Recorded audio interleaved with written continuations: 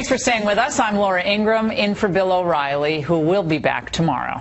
In the personal story segment tonight, growing fury after hackers posted nude photos of more than 100 celebrities.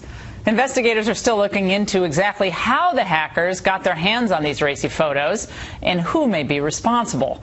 But some are now saying that the stars themselves are at least partially to blame.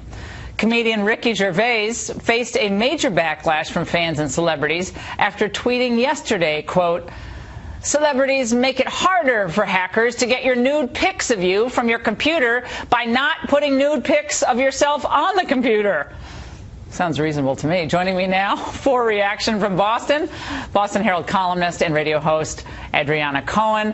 Adriana, look, these are private photos, whatever you may think of them, stored, I guess, on the cloud, whatever the cloud is, and surprise, they're hacked. I mean, everything seems hackable. You know, government computers are hackable at some point. So why do people find this to be surprising that your information is accessible by people who want to sell it, make a little money? But nevertheless, these are private photos.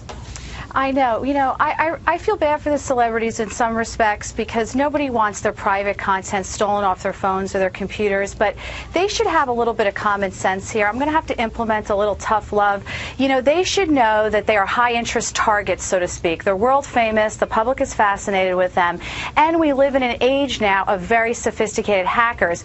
So the cautious thing to do is keep your sexual life and your sexual content offline. That's one option. Or at least get a Polaroid or something, an old Polaroid camera. I mean, if that's really what floats your boat, then keep it really in-house. Go ahead. Exactly. Go old school or go with the Polaroid. That's right. Yeah. Or they should implement, you know, common sense cybersecurity things that exist that are not difficult, that would prevent hackers from penetrating their content. So, for example, on Apple, all they could have done was put in this two-step verification code, and that would have made it virtually bulletproof for hackers to get in and hack their stuff. So my advice to these celebrities are, if you want to, you know, make these scandalous videos or post, you know, take nude photos of yourself, that's your prerogative. We live in a free country. People have a lot of time on their hands. Yeah, people have a lot of time on their hands. They're taking photos, posing with the mirror, then the flash goes off in the mirror. I mean, what I don't like, is it only good-looking celebrities that they post the photos of? I mean,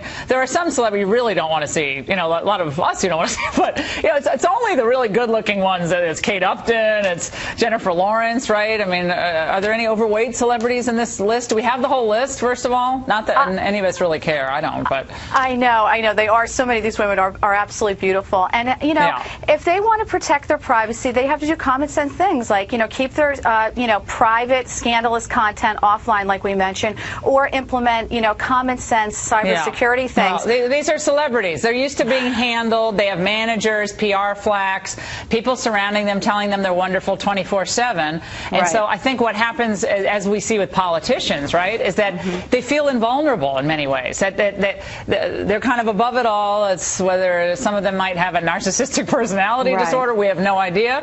Maybe they're just young and they're, you know, we all do kind of stupid things when we're young. But this is where we were talking about during the break. We're all glad that we grew up before there was any of these cameras everywhere, because it just seems like if you take a photo, you should just assume that that photo is going to be seen, or an email, or post anything. That with what's happened with that TMZ, remember there was a TMZ deal with Bieber or someone. Or everyone gets their stuff. It's hackable. Everything is hackable. I don't care if you have two-step or three-step. It seems like that's in the end kind of stupid. I mean, you're going to get hacked at some point, and so you just got to maybe not do this stuff in the first place. And I would prosecute all these people. Whoever is responsible for this should be prosecuted. They absolutely should be prosecuted, and I think their lawyers are going to be successful, and I think they could seek good damages for their clients, because think about it. Take someone like Kate Upton. She gets paid a lot of money to show her body. She's a beautiful woman, whether it's modeling or product endorsements.